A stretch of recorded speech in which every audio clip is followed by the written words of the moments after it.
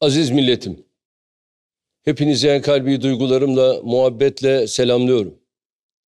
Bir yılı daha geride bırakırken, insanlık ve milletimiz için daha iyi, daha güzel, daha huzurlu, daha müreffeh bir yıl olması temennisiyle 2022'ye girmenin hazırlıklarını yapıyoruz. Miladi yıl değişimlerini aynı zamanda bir muhasebe ve murakabe vesilesi olarak görüyoruz. Öncelikle 2022 yılının milletimizle birlikte tüm insanlık için hayırlara vesile olmasını Rabbimden niyaz ediyorum. Geride bırakmak üzere olduğumuz 2021'i bir önceki yıl gibi koronavirüs salgınının gölgesi altında geçirdik. Üstelik bu yıl salgına ilave olarak iklim değişikliğinin yol açtığı afetler, çeşitli ülkelerdeki istikrarsızlıklardan kaynaklanan gerilimler, bitmeyen göç dalgalarının yol açtığı acı görüntüler gibi yeni veya süregelen sıkıntılarla da yüzleştik.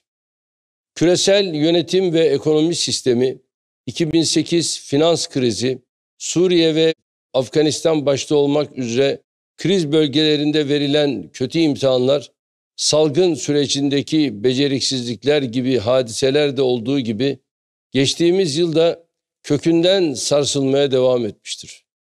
Gelişmiş ülkelerin İkinci Dünya Savaşı sonrası tesis ettikleri refah ve güvenlik düzeninin insanlığın kalanının acısı, sefaleti, itirazı pahasına yürüyemeyeceği 2021'de tüm açıklığıyla ortaya çıkmıştır.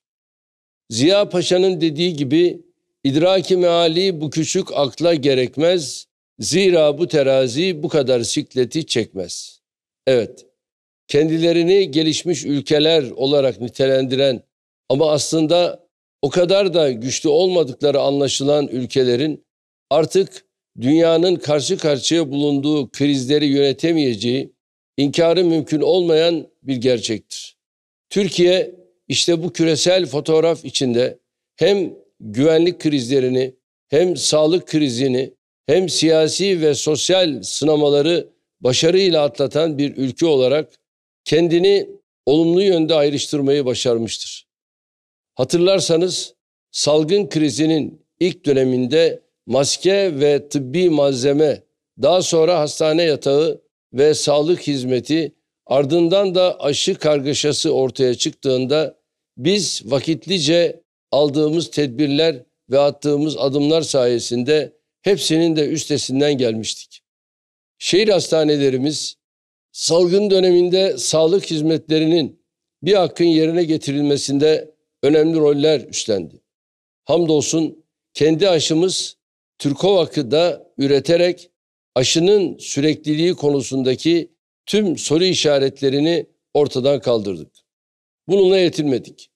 Ülkemizi yatırım, istihdam, üretim, ihracat, cari fazla temelli bir büyüme sürecine sokarak ekonomide de tarihi bir dönüşümü başlattık. Altyapısını geçtiğimiz 19 yılda ülkemize kazandırdığımız eser ve hizmetlerin oluşturduğu bu ekonomik dönüşümü kararlılıkla sürdürüyoruz. Elbette her tarihi değişim gibi bu süreçte de sancılar, sıkıntılar, bedeller ortaya çıkmıştır. Türk ekonomisinin uzun süredir maruz kaldığı saldırılar sebebiyle bu tür beklenmedik sarsıntılarla karşı karşıya şüphesiz ki olacağız. Ama biz hazırlıklıyız. Nitekim döviz kurunda yaşanan ülkemiz ekonomisinin gerçekleriyle ve ilerleyişiyle uyumlu olmayan dalgalanmayı serbest piyasa kuralları çerçevesinde aldığımız tedbirler paketiyle ortadan kaldırdık. Hedefimiz yatırımcılarımızın, üreticilerimizin, işletmelerimizin, vatandaşlarımızın önlerini görerek ekonomideki atılımımıza en yüksek katkıyı sağlayabilecekleri istikrar ve güven iklimini kalıcı kılmaktır. Her ne kadar dövizdeki yükselişin durmayacağı propagandasıyla vatandaşlarımıza ciddi zararlar ettiren bir kesim, kendi aklınca yeni sinsilikler, yeni oyunlar peşinde koşsa da bu güven ve istikrar iklimini kökleştirmekte kararlıyız. Asgari ücrette ve maaşlarda yaptığımız tarihi artışlarla çalışanlarımızın, ihracata verdiğimiz destekle üreticilerimizin, yatırımları ve istihdamı teşvikle işveren ve işçi kesiminin yanında olduğumuzu gösterdik. Küresel emtia fiyatlarındaki artış yanında kurdaki dengesiz yükselişin tetiklenmesiyle ortaya çıkan fahiş fiyat oyunlarıyla mücadelemizi de kesintisiz sürdüreceğiz. Türkiye'yi dünyanın en büyük 10 ekonomisi arasına sokarak hedeflerine ulaştırmakta kararlıyız.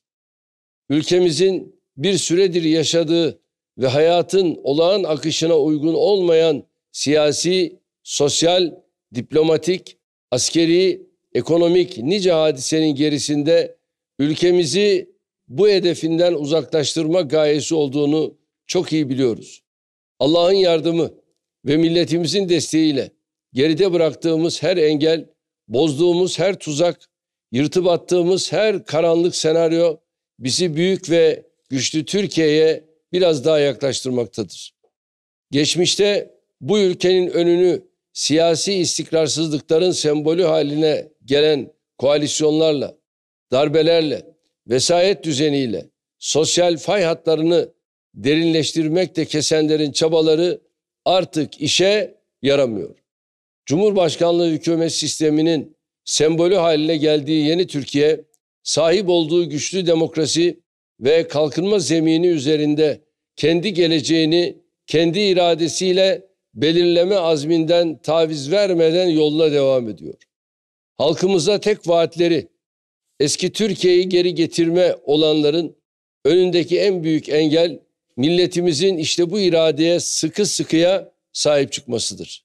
Biz milletimize 2023 hedeflerini, ülkemizi dünyanın en büyük 10 ekonomisi arasına sokmayı, büyük ve güçlü Türkiye'yi yeni nesillere 2053 vizyonunu miras bırakmayı taahhüt ediyoruz. Bizimle bu vizyonu paylaşacak herkesle birlikte yol yürümeye, rekabet edecek herkesle de yarışmaya hazırız. İnşallah 2022 84 milyon insanımızın tamamı için hayal ettiğimiz güvenli, huzurlu, mutlu, müreffeh günlere erişeceğimiz bir yıl olacaktır. Milletçe verdiğimiz emeklerin, sahip olduğumuz eser ve hizmetlerin, yaptığımız fedakarlıkların, çektiğimiz çilelerin karşılığını ziyadesiyle alacağımız bir döneme giriyoruz. Cumhuriyetimizin kuruluşunun 100. yılına kavuştuğumuzda bu gerçeği çok daha net göreceğiz.